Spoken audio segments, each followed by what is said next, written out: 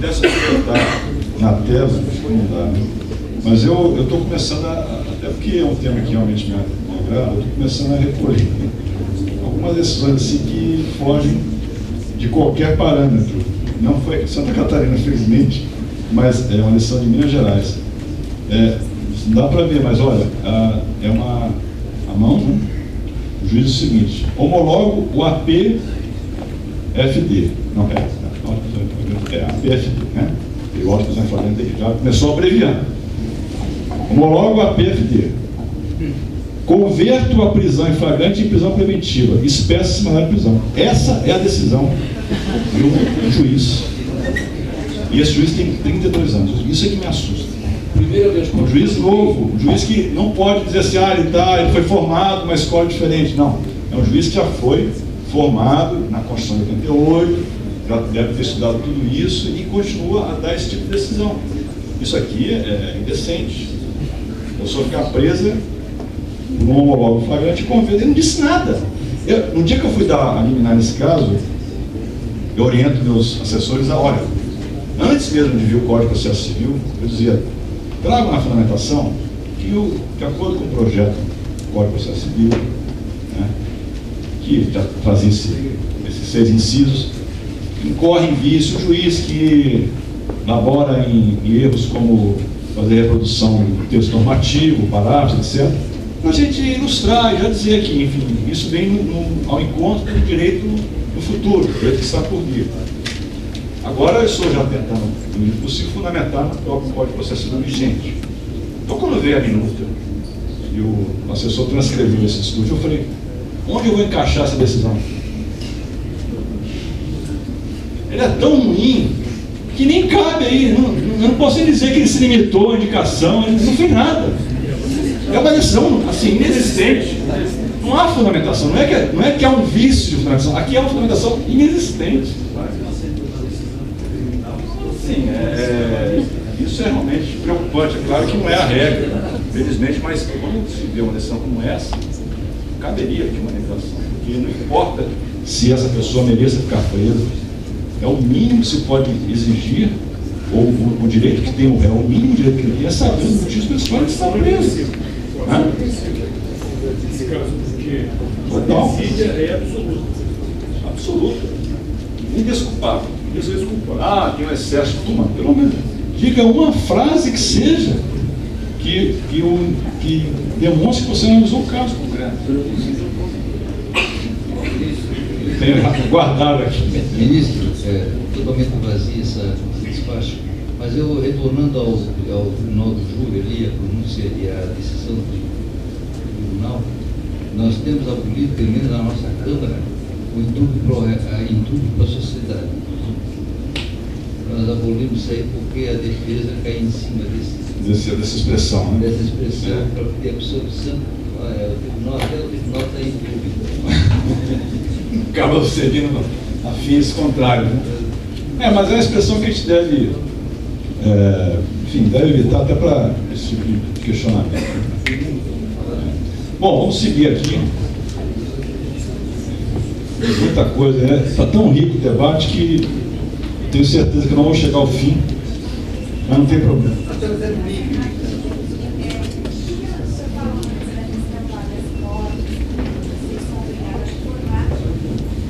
Vocês são obrigados a reformar no habeas corpus a decisão que deu a prisão por falta de fundamentação.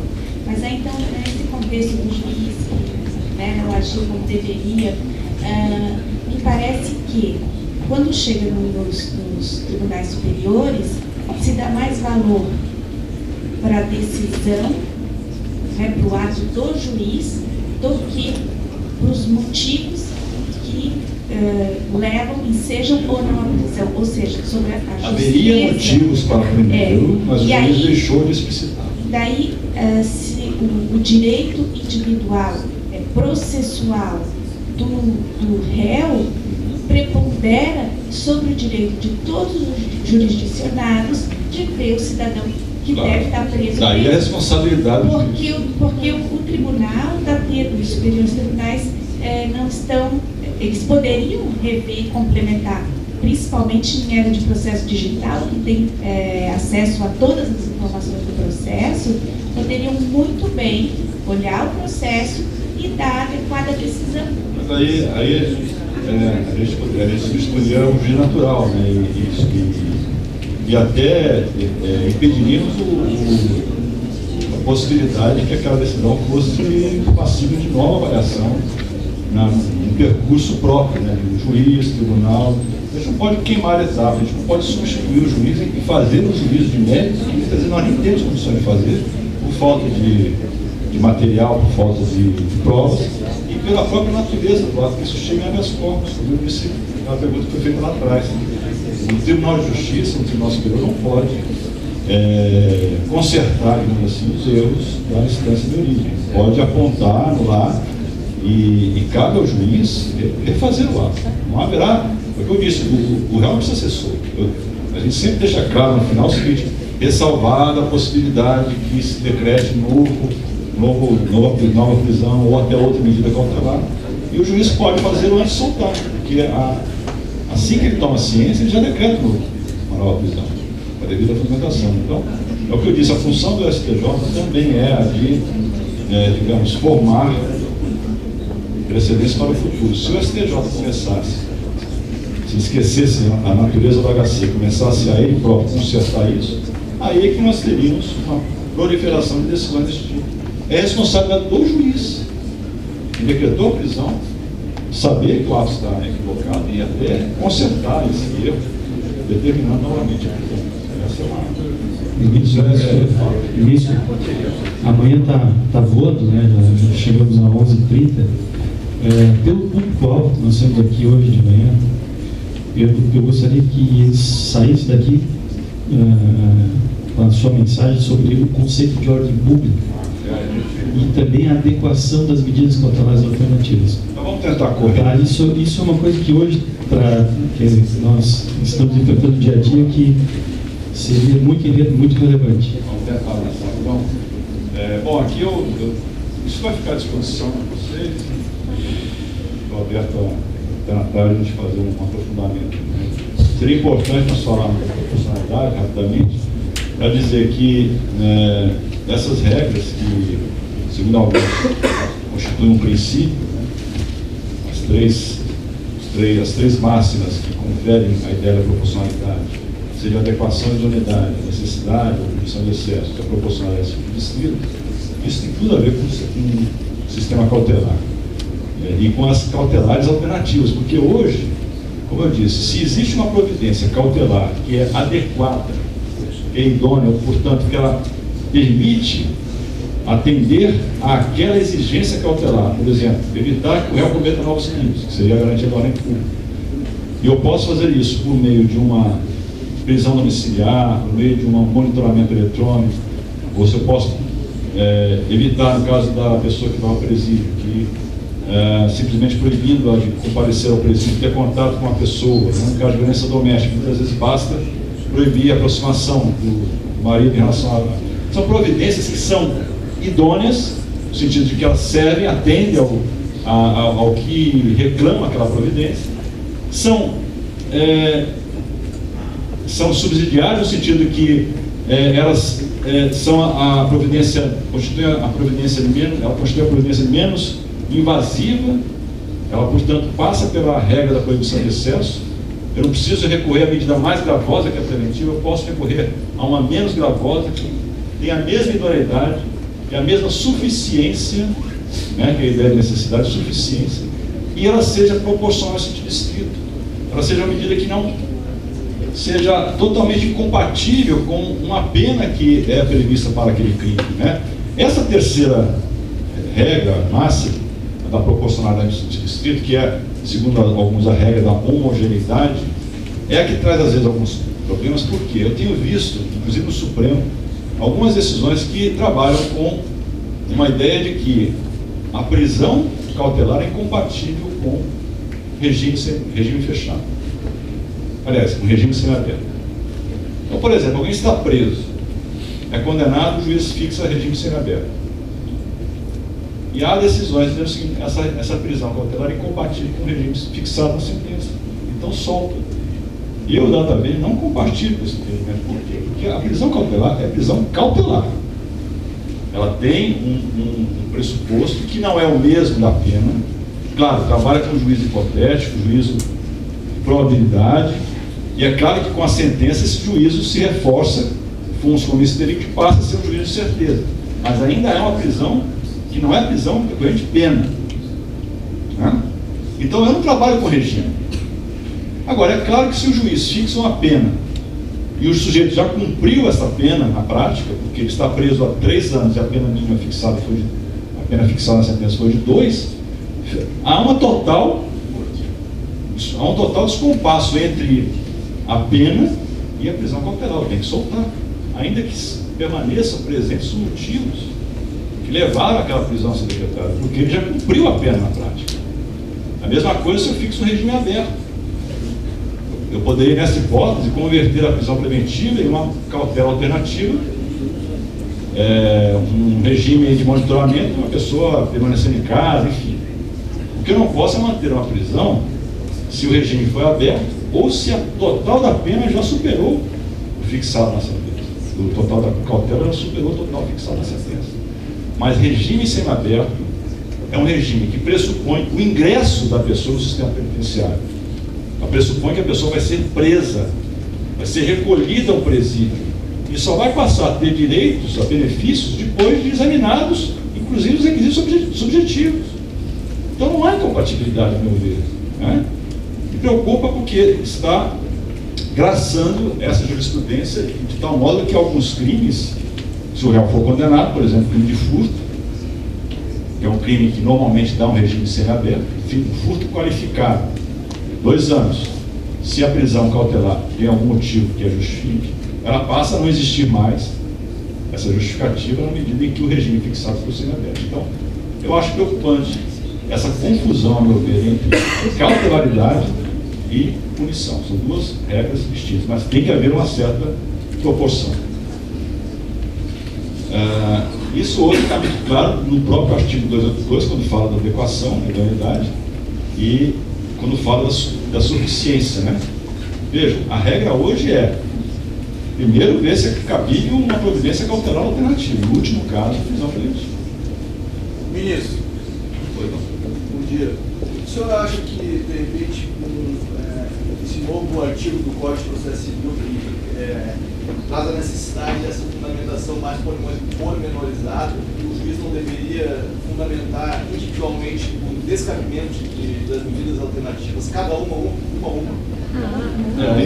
É uma questão. Eu já vi, inclusive, decisões assim. Talvez fosse ideal, por isso dizer que todas as 9, né? Enfim. Porque o que a gente percebe na prática é a modificação legislativa, mas aí existe uma timidez. Sim, sem dúvida. Eu acho que, pelo menos, o juiz deve justificar o porquê de não utilizar as cautelas alternativas. Eu gostaria muito que nós tivéssemos um tempo para tratar disso hoje. Não sei se à tarde vamos poder. Porque eu acho que hoje o que a gente tem que trabalhar mais é com essa ideia da inversão da ótica.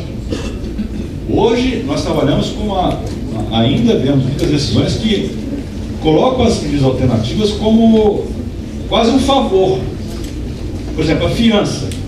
A fiança não é mais como era antes, que você, o sujeito está preso em flagrante, toma aí, você paga R$500, está solto. Não.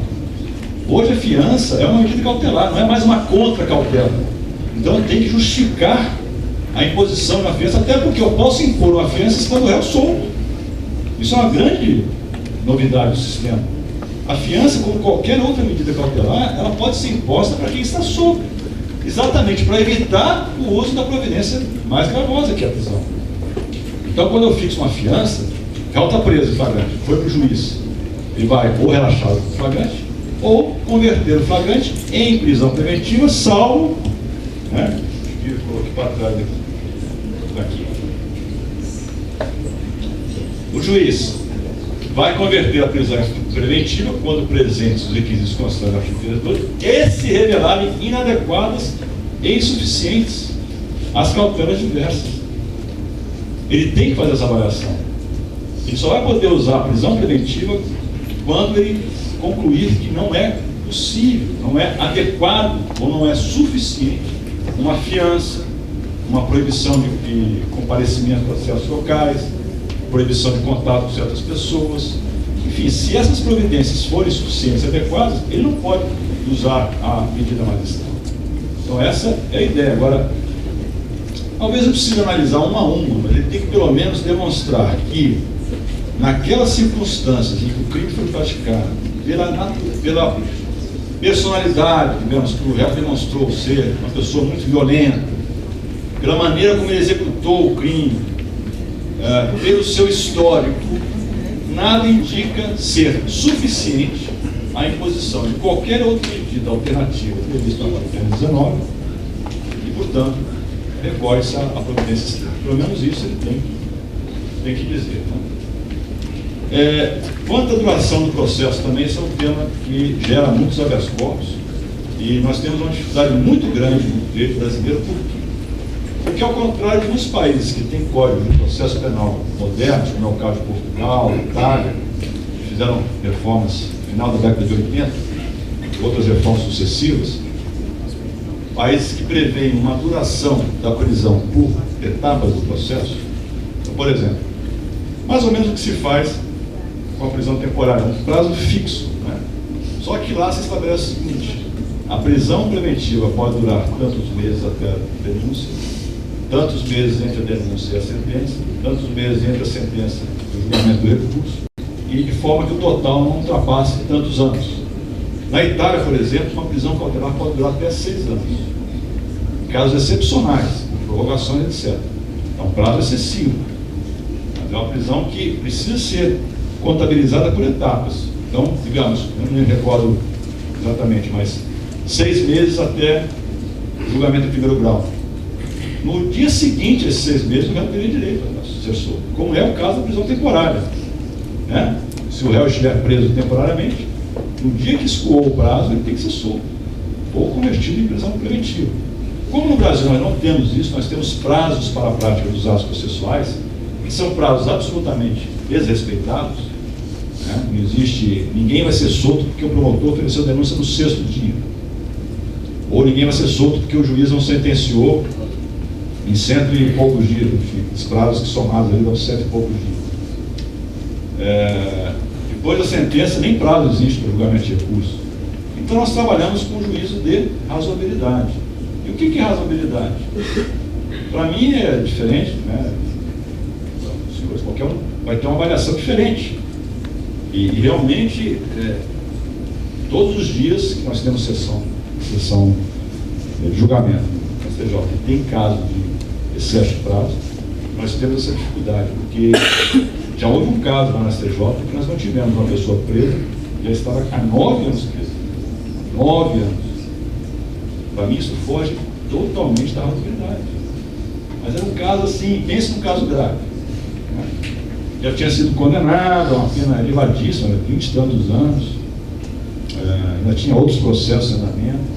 Era um caso de dezenas de réus, crimes variados, defensores 1000, uns presos, outros soltos, precatório, rogatório, enfim, tudo para justificar um excesso razoável. Mas ainda assim, é difícil aceitar que alguém fique preso sem uma sentença definitiva por tanto tempo. Agora, o que é razoável? É um mês, além do prazo? Não. É razoável. 6 meses é razoável? Talvez. 1 ano já começa a incomodar.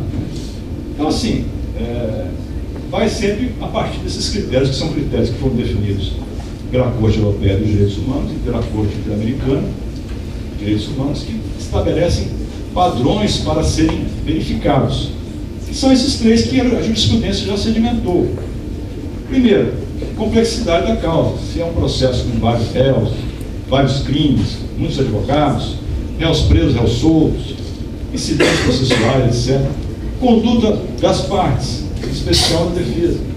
Será que a defesa contribuiu? Não compareceu à audiência, teve que adiar, requereu vários incidentes, pediu deslocamento de competência, questionou a imparcialidade do juiz, enfim.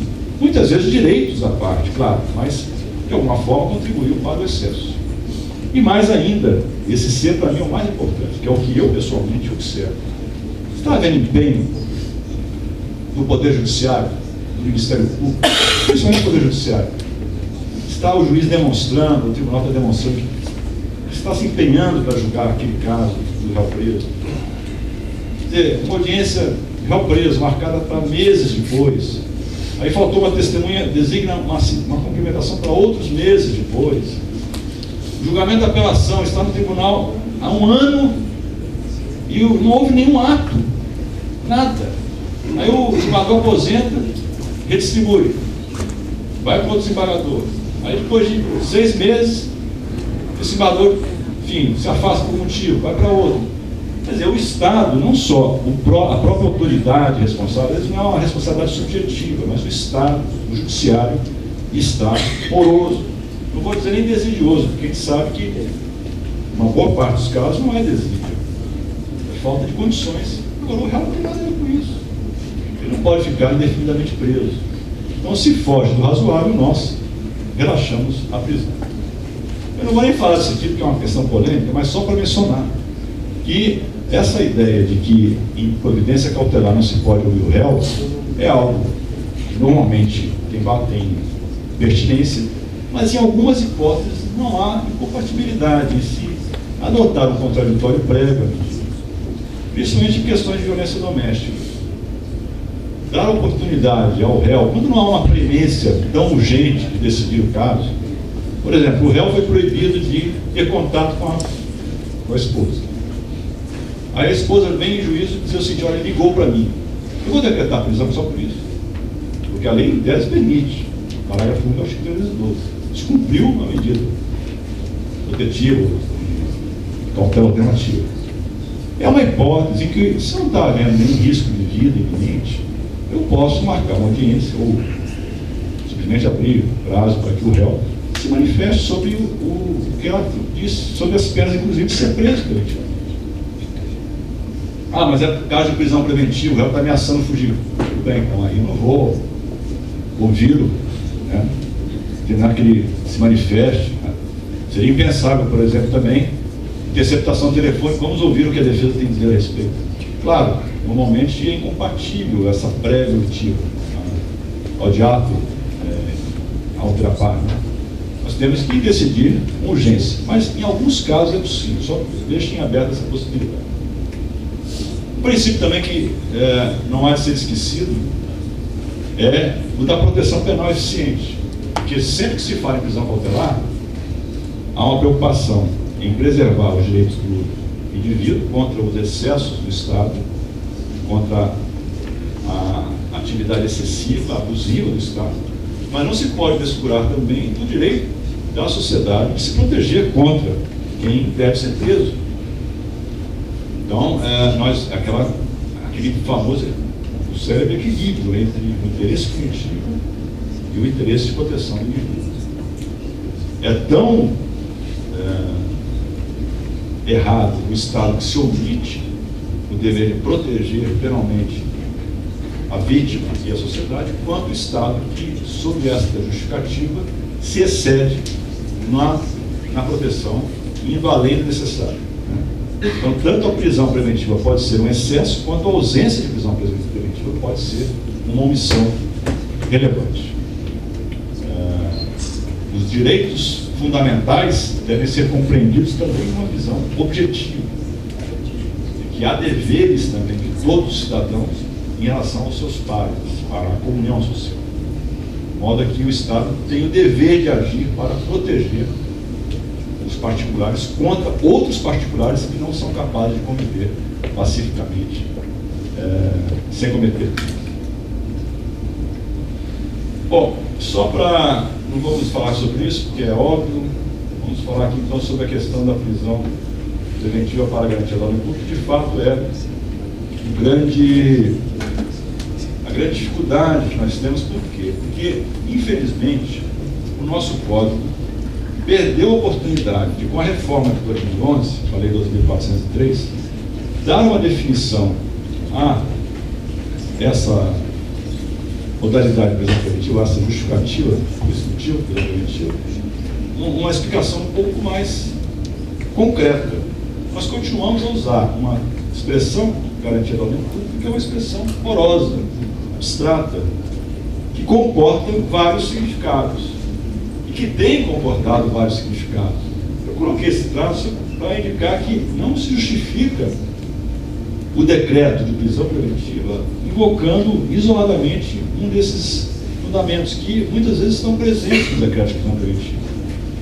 Dizer que a infração é grave, sim, tanto é grave que ela comporta a prisão preventiva na admissibilidade, é um crime punido com pena máxima superior a 4 anos. O crime de tráfico é grave, sim, é grave, é equiparado a hediondo. Isso não basta. A gravidade abstrata é o mesmo concreto. Não é porque o crime foi grave que eu vou impor uma prisão. Eu tenho que mostrar algo da conduta do réu que demonstra a sua periculosidade. Eu tenho que manter a credibilidade da justiça. Bom, perante quem? Perante a comunidade? Nós vamos voltar ao sistema em que o direito penal era regido pela maioria. O direito penal é contra o majoritário. O direito penal se legitima não pela maioria, se legitima pela motivação fundamentada, pela vinculação do ato à lei, e à Constituição. Não é porque a comunidade quer prender que eu vou prender. Não é porque a comunidade quer soltar lá o sujeito que manteve relações sexuais com alguém de 8 anos que eu vou soltá-lo, que eu vou deixar de punir. Não é essa a legitimação do Poder Judiciário. Talvez em outros países, como no caso americano, sim, o juiz é eleito, deve satisfações ao povo. Nesse sentido é que o juiz, não é que ele seja refratário ao pensamento da comunidade, que seja uma pessoa que está no bolinho, que não se mistura, nada disso. Eu acho que o juiz tem que estar consciente da sua situação, da situação do país.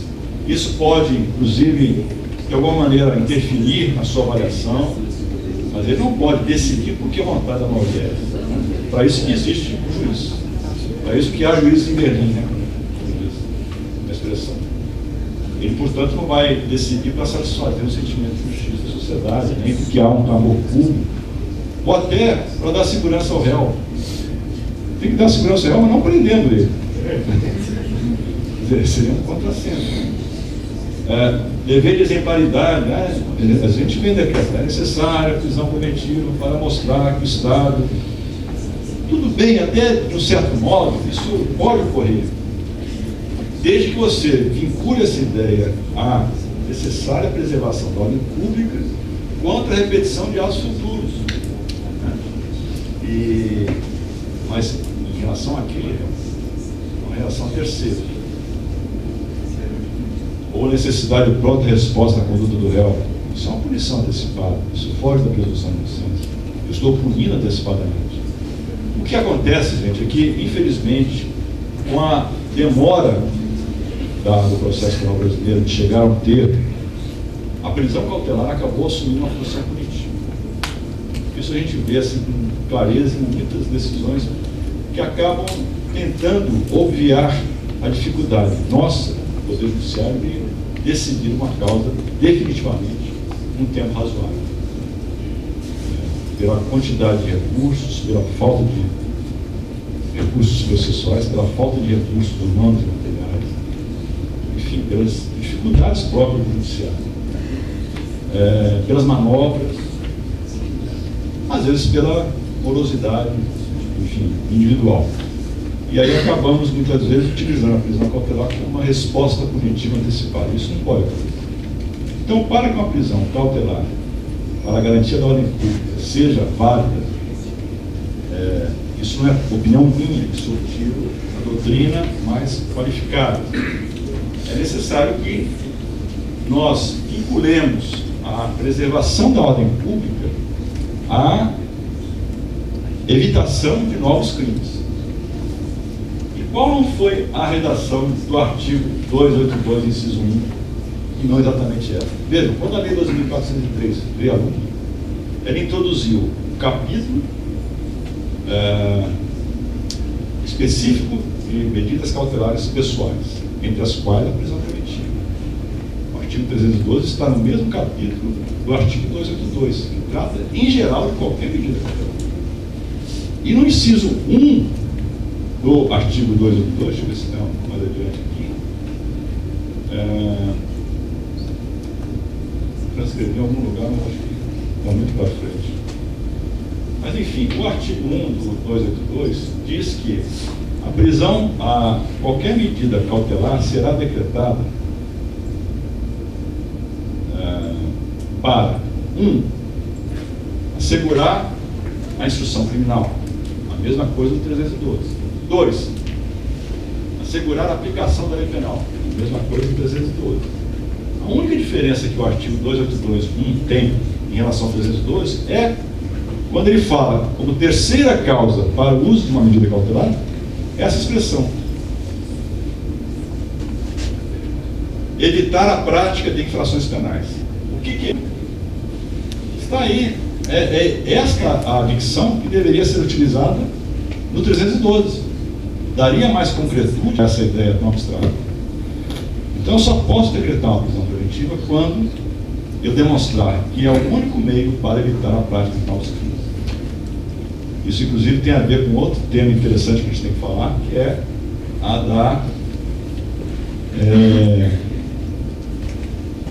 da identidade de fundamentos, tanto para a prisão preventiva quanto para medidas cautelares alternativas, de modo a eliminar alguns artigos do Código de Processo Penal que, por falha legislativa, não foram ajustados à reforma e continuam a trazer a ideia de que só cabe medida cautelar alternativa quando ausente motivo para a prisão preventiva. É exatamente o contrário.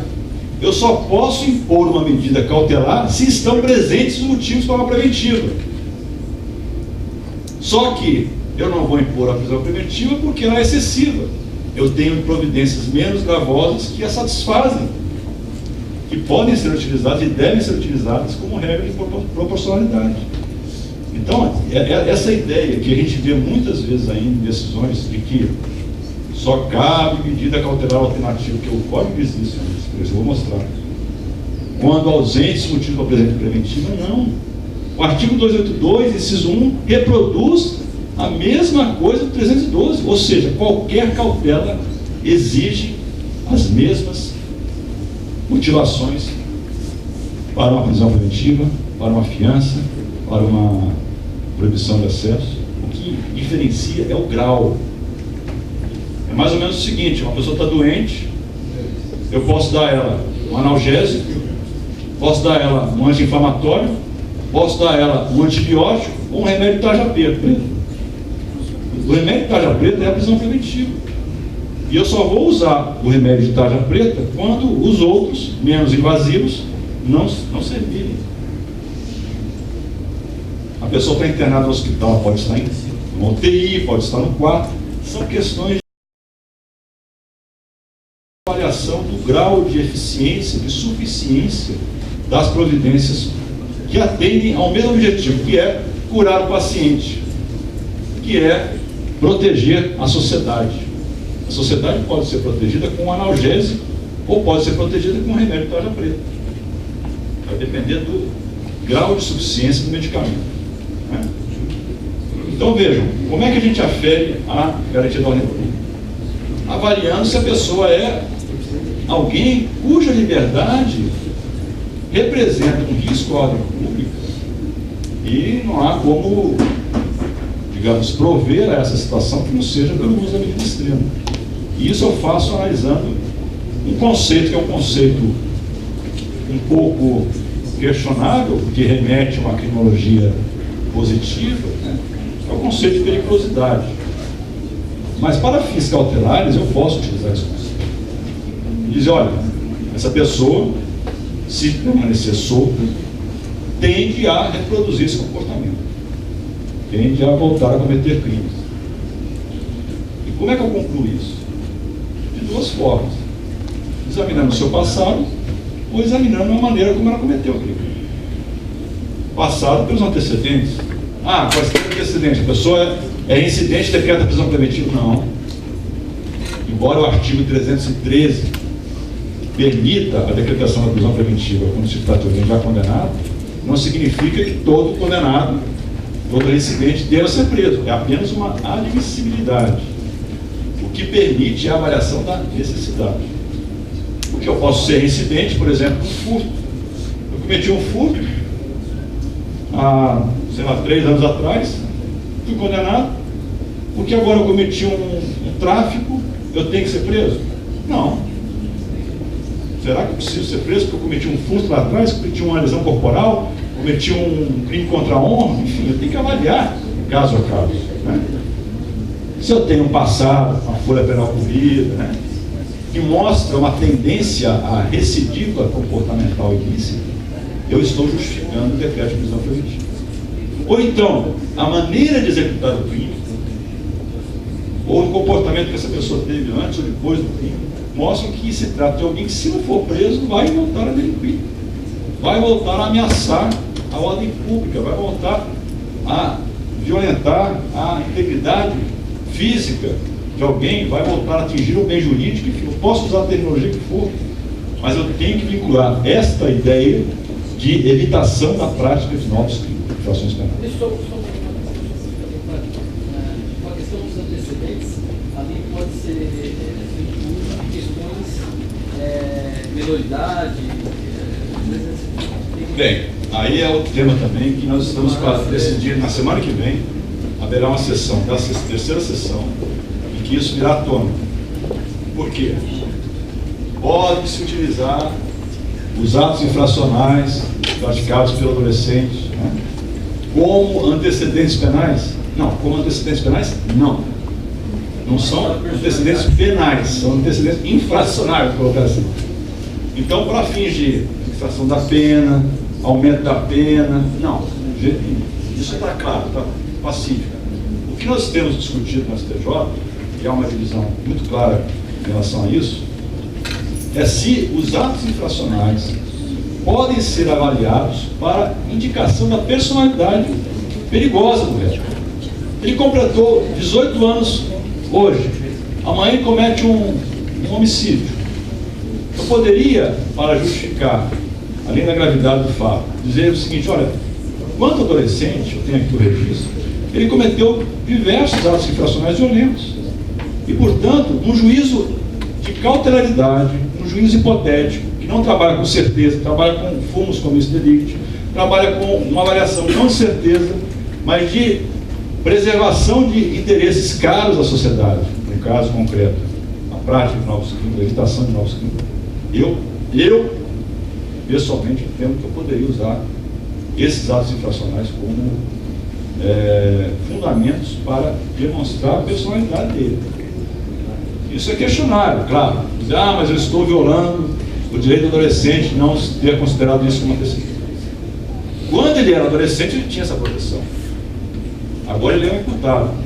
E eu não posso esquecer o passado dessa pessoa. Eu não posso ignorar que entre os 12 e os 18 anos ele cometeu uma série de atos violentos que indicam que irá voltar a delinquir. Agora, cometer crimes.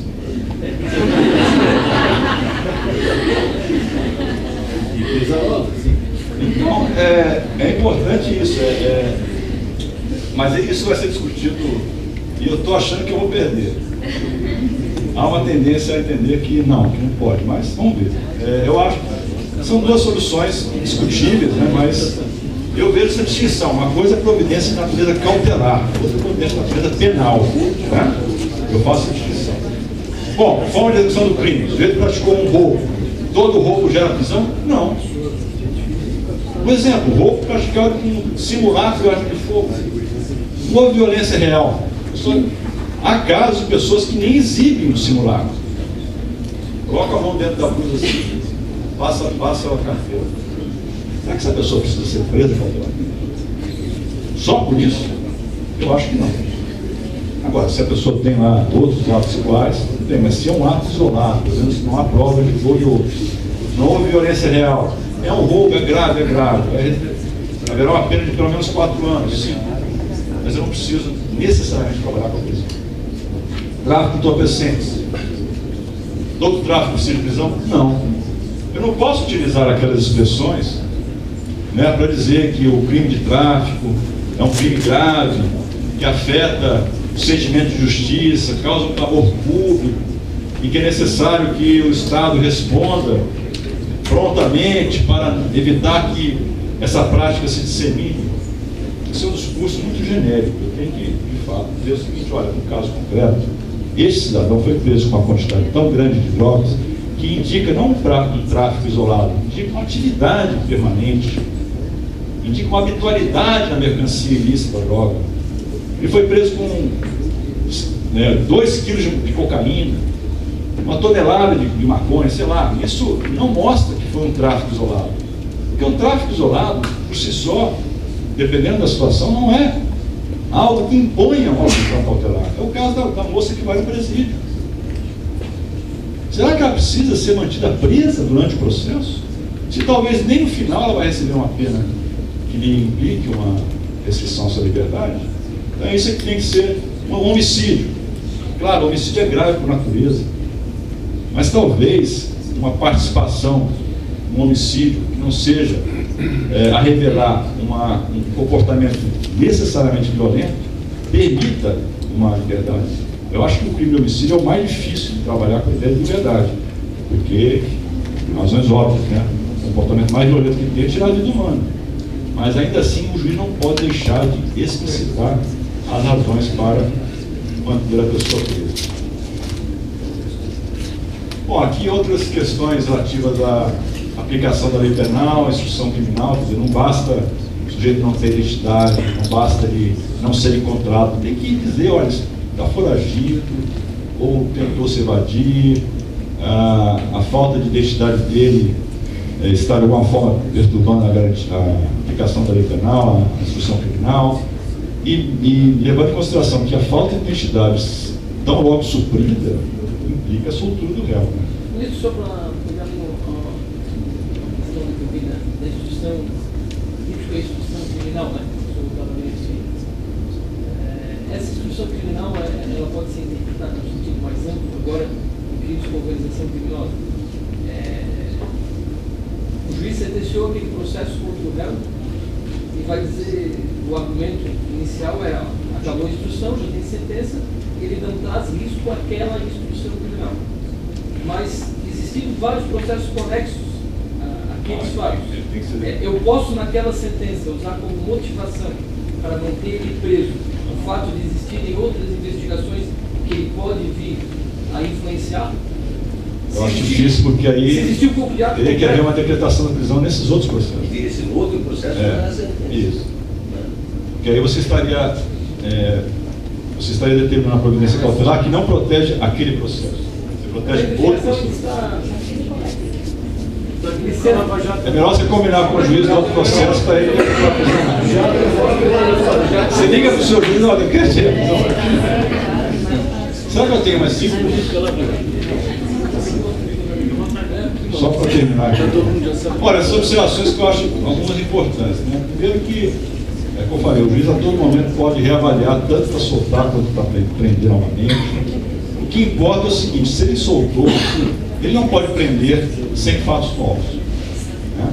Tem que haver fatos novos que justifiquem, porque se ele foi solto, sobretudo quando é solto por excesso de prazo.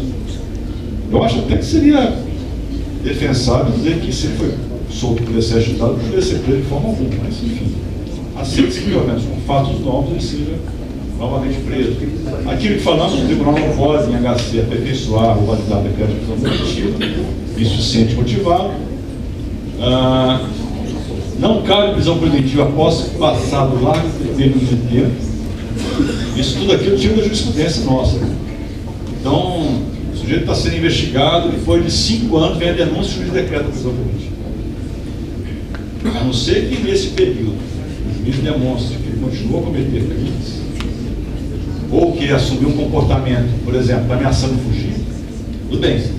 Mas eu não posso usar como fundamento para a prisão preventiva algo que estava claro lá atrás, no início da investigação, não deu ensejo à prisão e passou um período. Né? Na sentença, o juiz pode decretar a prisão? Pode. Mas tem-se entendido que ele só pode decretar a prisão se houve algum fato durante o processo que justificou essa prisão. Né? A não ser que tenha sido um processo muito rápido, em que o juiz, por algum motivo, não, vou avaliar melhor a sentença e decrete a sentença. Mas se for um processo que demorou e o juiz manteve o réu solto, não vai ser porque ele foi condenado para prender. Por quê? Porque a sentença transforma o fumus commissis delicti incerteza, ou seja, havia uma plausibilidade da imputação, passa a ser uma afirmação de que a imputação, os fatos objeto da imputação ocorreram. Então isso tem a ver com um dos requisitos, que é o pressuposto de toda medida cautelar, que é o fumus commissis delicti. Mas o periculum libertatis, ele precisa ser explicitado, e se não houve um dado novo, não será a sentença que irá dar, né? Provido o recurso do MP, que desconstituiu a absolvição ou anulação do processo, para prender novamente, tem que ser objeto de uma nova decisão. Bom, se houver oportunidade, depois do almoço, né, a gente pode falar sobre as questões das medidas cautelares pessoais. Sobretudo essas caretinhas alegres e feias que eu coloquei, porque elas mostram, a meu ver, os artigos do Código que foram infelizes na redação após a reforma de 2011, porque o legislador, como sempre, né, não é capaz de ter uma visão sistêmica do processo. Então ele introduz uma modificação e se esquece que ele tem que modificar outros artigos que vão ficar incompatíveis com aquele que está introduzindo. Então o Código hoje está uma coxa de retalhos. Ele permite normas convivendo de maneira paradoxal. Aquilo que eu falei há pouco. Ao mesmo tempo em que se diz lá no 282, parágrafo 6º, que a prisão preventiva será determinada quando não for cabível a sua substituição por medida cautelar, eu digo logo depois que, ausentes os requisitos que autorizam a prisão preventiva, o juiz deverá conceder liberdade provisória, coisa que nem existe mais, impondo, se for o caso, medidas cautelares do artigo 319. Então, assim, não é porque estão ausentes os requisitos. Na verdade, eles estão diante da possibilidade de prisão preventiva, deverá o juiz verificar se é o caso de substituir a prisão com medida cautelar alternativa. A mesma coisa aqui embaixo. O juiz, quando vai converter a prisão em preventiva, ele tem que examinar se são adequadas e suficientes outras medidas. Mas aí logo em seguida ele fala assim, ou conceder liberdade provisória com sem fiança. Isso aqui é da terminologia antiga. Isso já está incluído no 282 e no 319. Né? Não será igualmente concedida fiança quando presentes motivos que autorizam a decretação da prisão. Não, ao contrário. Eu só posso impor a fiança se estiver presente motivo para preventivo. A gente tem que inverter a lógica. Nós não estamos mais no tempo da bipolaridade, que ou era prisão ou era fiança. Hoje é prisão ou fiança, mas no sentido de que a fiança é uma possibilidade junto com a prisão. Eu posso impor uma fiança, mas só posso impor uma fiança se eu teria motivos para uma prisão preventiva. Motivo no sentido assim, há um risco à instrução, há um risco à aplicação da lei, ou há um risco de novos crimes. Ainda ontem julgamos um caso da relatoria do ministro Neves Cordeiro, foi exatamente isso. O juiz fixou uma fiança dizendo assim, considera a prisão válida, conceda ao réu o direito à liberdade provisória impondo uma fiança de R$500. Não pode. O juiz tem que dizer, olha, a prisão é válida, verifico que a liberdade do réu, sem nenhum tipo de restrição, importa em um risco à prática de novos crimes, ou eventualmente um risco à instrução. Porém, vejo que não é necessária a prisão preventiva porque há providências menos onerosas que satisfazem a essa exigência cautelar. Pode ser a fiança, pode ser, enfim, quaisquer daquelas outras providências. Eu posso reter o passaporte, no caso de possibilidade de fuga, proibição de se ausentar da comarca, mas o pressuposto básico é que eu poderia decretar a prisão. A única diferença que existe é que a prisão tem um pressuposto limitativo, que é pena superior a 4 anos. Eu, por exemplo, não posso decretar a prisão de furto simples, porque a pena é igual a 4 anos. Mas, no que diz, e as medidas cautelares só exigem que o crime seja punido com pena privativa de liberdade, mas pode ser qualquer pena, né, privativa de liberdade. Mas as exigências cautelares são as mesmas. Eu repito, esse é o ponto que, a mim me parece, como um ponto ainda faltante na nossa compreensão do que seja o novo sistema cautelar. Nós temos que trabalhar com a ideia de que medidas cautelares quaisquer exigem fundamentação. E a fundamentação é a mesma, levaria a uma prisão preventiva, porém em grau menor. Então eu vou dizer, olha, a decisão é fundamentada, o juiz demonstrou necessidade da cautela, porém, ela pode ser substituída por uma menos gravosa, pronto. E aí o réu tem direito a uma medida alternativa à prisão. Então, deixa isso aí para depois do almoço. A gente pode fazer o sorteio também. Agora? Nós temos uma lista aqui, ministro, de 1 a 121. O senhor ofertou 3 dos seus livros. Então nós pediríamos que o senhor pudesse dizer o número, eu leio aqui, né? Bom, tem uma propaganda aqui, eu estou exportado, né? Estou atualizando. Mudei de editora, por isso que eu estou exportado. Mas não vai ter muita mudança na essência, tudo isso que está aí. Pois não. O número de 1 a 121 aqui. O senhor pode dizer que... 1 a 121? É. 121. 121. Para homenagear o HC de Supremo, 121 do Walter Santin Júnior está presente lá. Agora, isso. Gentileza aqui embaixo. Mais um. São 3 livros, né? Não, pelo modos e réus, né? 121 metade a 60. São 2. 60. Janiara Maldaner Corbetta.